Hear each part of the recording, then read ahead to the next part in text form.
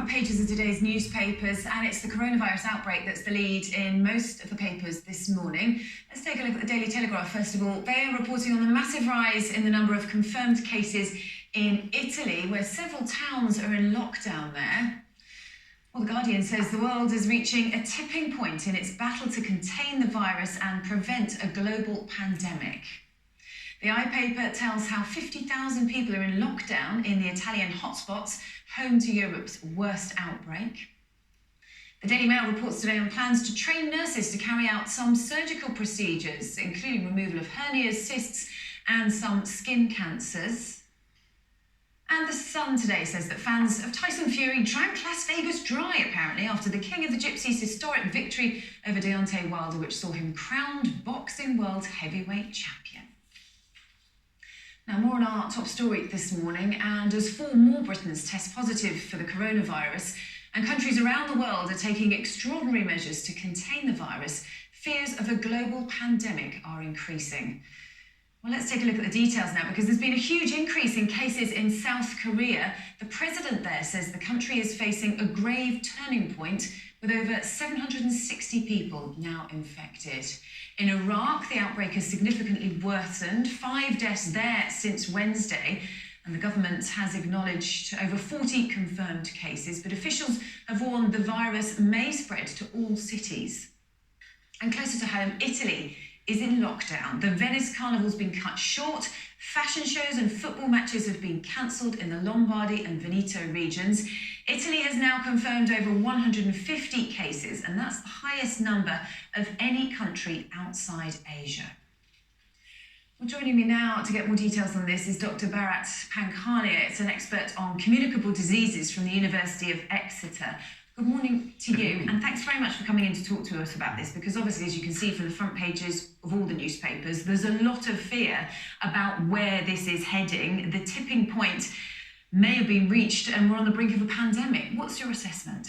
As we would have expected, when a new virus emerges, it started its journey in Wuhan city, Hubei province, and then it started its infection in the neighboring countries, and now, as we are seeing, in other distant countries. And as a result of it being in distant countries and having what we feel is almost sustained transmission of infection, it's only a matter of time before WHO says this is a global pandemic. So there's no doubt in your mind that that will be confirmed, that will be the case. What can we do in that case to contain it? Because obviously we look at the countries that are now affected, you know, Iran, South Korea. We've just had a news report saying that there's the first case in Bahrain. We know that Italy, cities there are in lockdown. This seems to be coming ever closer. We've got 13 confirmed cases here at the moment, but how do you think that number could increase?